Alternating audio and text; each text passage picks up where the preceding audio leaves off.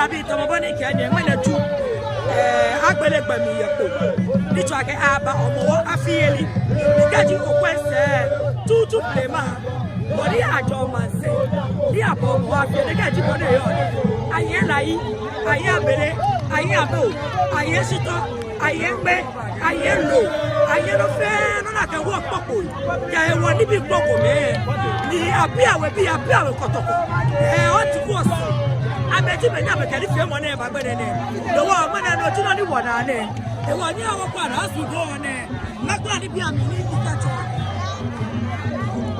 ko agba mo si ni bi ani akajo akuro wa ke ba afiye ni e de ti mo ni e yo o na du ade o na padi o na kuku amada gbe ni bi na tele ame gba kan lo ani pa ame ni bi ne ene kojo we apia ame be fi ona ni de ti mo ni e ba ya na si pa ya na ka oti ko ke ni fe oji agre na ye pa ba fe o ba na ye jame asafa ja ape ni ja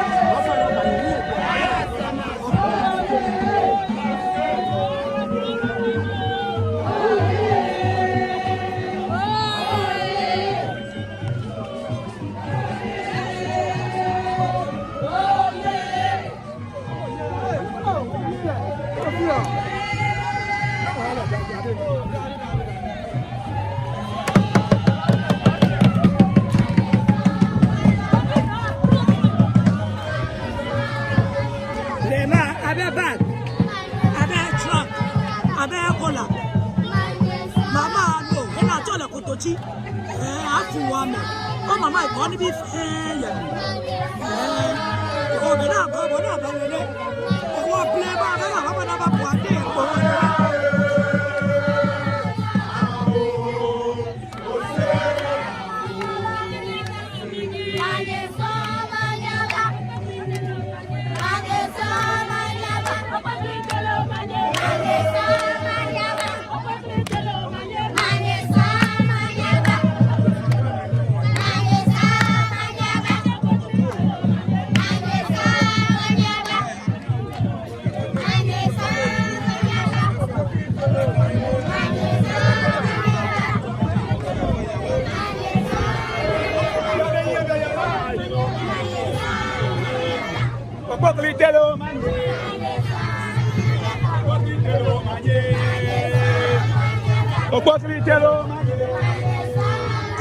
nyamino bi ane le gbegbele ke ni promo ko ya le no fi promo ni fo ni promo ni cha ka gbele gbe o ba no chalala bi ane mo da ke no fi o je promo e wo gbegbele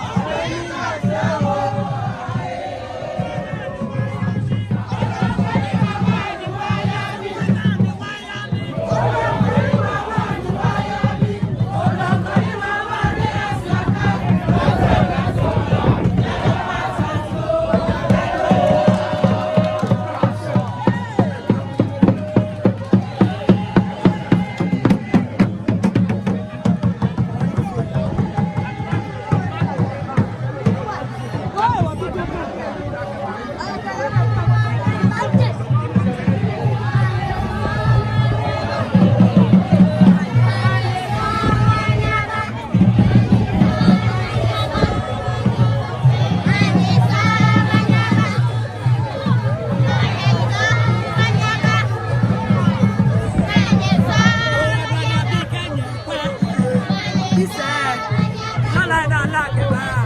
Oh, la la la la la tree. The go up on me told no aquam by la la. On one of the women come la la. He came back aquam jena jakeba. They were la life and la la tree. The tree of me na la ya one when I aquam be at town. The go back come at don't go. The playing in it all day. There was a long way for my sister. La la men a fair baron again your bed. He has a folk la la. And I get turning back. I just tell me near Babato. The one I have no magic I need to young. Near Akabade. The one a girl and a Joshina Echo. Alatana Echo. Sinekapia Mirana, Joshina, Shabana Flavor. And I get head of Kai Plema Salako. It I have Plema Kusuko. Daniela, the Caroline. Don't you share a lie? You get Jamie.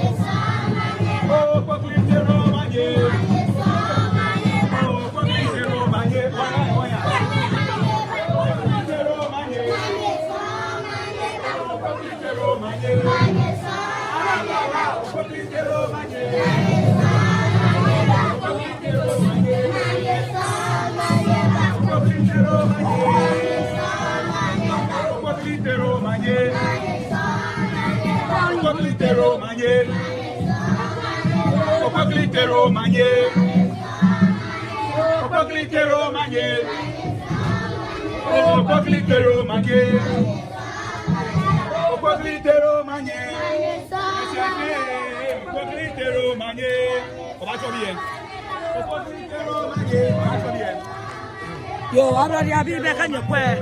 Well, Beming Belemo, you know me one year. The Mobedi Kawa, Kai Belema, Bemi Naja, Pama Bade, Bowen, the many object, Bentan, Chitropona, Nitia Piaga, Kojoe, Bamekobeto, and many are Fenoconi, a frog cable. One night, Pamaka, to the Kaba, just I can put a salmon there, check a few. She will be not to a bonasa, Gagabiana, Telly, What can Timajo, Shikala Tafe, the other one Yanata, Wabagana, Josh, Niti, Henny, appear the Kojomi Fair Amaje, New Amuni Fenamana, Jebeka, when I'm back, and when I must have the Motoja, then Wabawa Shano, do I get him, Kawaka, TV money, Katabena from Hobabadaki, Shiamono follow, yeah, YouTube, no, Facebook, why Instagram, but TV, all social media handles, yeah, Rado.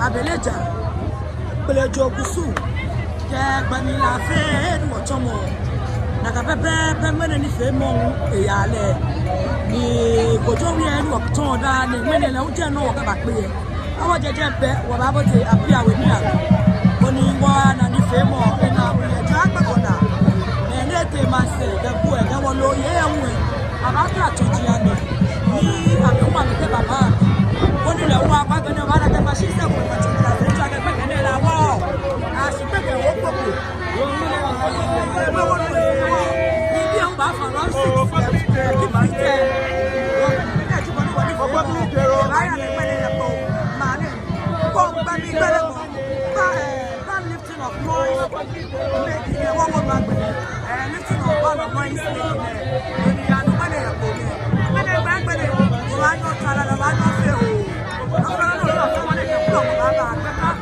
ba ni ni ko fe le na ka pe o wa ya bi ele wo po da ni ka wa ke ka o no na ni fe mo lo ya ma mi no le wo yo ya pa ba fe àwọn wifi je won ti la ya be tv na je me na live TV no ya jeme ni oya kwa ni fe mo ya jeme ka ji oni obe wa gbe enu oyo ni kwa ta pa ba se o ba na no ya no e wa se be fi e ra do Obo ki kero manye Obo ki kero manye Obo ki kero manye